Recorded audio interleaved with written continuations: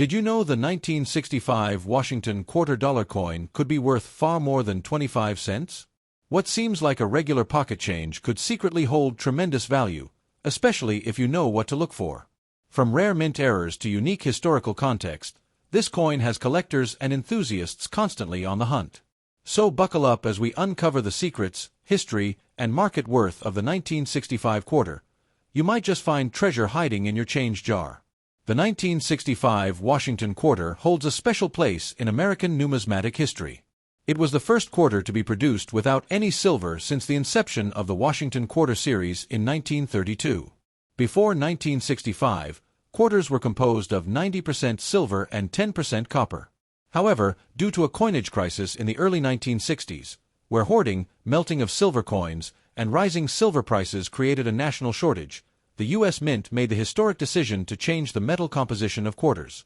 This shift meant that the 1965 Washington quarter was struck using a clad composition, a pure copper core sandwiched between two outer layers of copper-nickel alloy.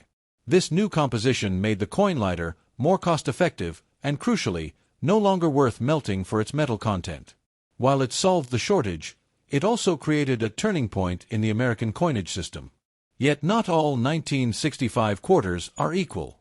What makes the 1965 quarter especially exciting for collectors is the number of transitional errors, anomalies, and unique minting quirks that occurred during this major change. These factors have made the 1965 quarter not just historic, but also a treasure trove for those who know what to look for. One of the most sought-after varieties is the 1965 silver error quarter. Though officially numbered 1965 quarters were supposed to be minted with silver, a few mistakenly struck on leftover 1964 silver planchets did escape the mint. These rare coins have been authenticated and command staggering prices at auctions. In fact, a confirmed 1965 silver quarter has sold for over $7,000, depending on condition. If you happen to find one in your collection, you've hit a numismatic jackpot. How can you tell if your 1965 quarter is a silver error? First, weigh it. A normal clad quarter weighs around 5.67 grams, while a silver quarter from 1964 or earlier weighs about 6.25 grams. That slight difference could signal a silver planchet error. Also, check the edge. A silver quarter will have a solid silver edge, unlike the clad version which reveals a copper stripe along the rim. Beyond the silver error, other valuable 1965 quarter types include high-grade mint state, MS, examples. Coins graded MS 65 or higher by PCGS or NGC can fetch hundreds of dollars, especially if they exhibit strong luster, minimal contact marks, and sharp details. These coins are relatively scarce because most 1965 quarters went straight into circulation and were heavily used. Interestingly, no proof coins were struck in 1965. The U.S. Mint temporarily halted proof coin production from 1965 to 1967 to prevent hoarding and reduce pressure from collectors. Instead, the Mint produced special mint sets, SMS, which were not quite proofs but featured sharper details and better strikes than circulation coins. These SMS quarters, particularly those graded high or with cameo contrast, are also valuable. Another attention-grabbing feature involves the double die errors.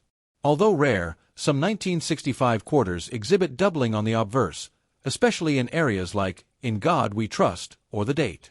Double die errors are always a favorite among collectors, and any such variation can boost a coin's value significantly. So what makes the 1965 quarter even more attractive? It's the fact that it still circulates widely today. You could find one in pocket change, in a jar at home, or even in a vending machine return slot. That accessibility, combined with the chance of discovering a rare error or high-grade version, adds a layer of excitement for casual coin hunters and serious collectors alike. Let's talk about the market. In circulated condition, most 1965 quarters are worth their face value or slightly more, typically between 25 cents to $1.50 depending on where. However, uncirculated examples, especially those graded MS66 or better, can bring in $50 to $150. And if you're lucky enough to own a top population coin graded MS67 or MS68, the value can skyrocket to several hundred or even thousands of dollars. Then there's the mystique of the missing clad layer error.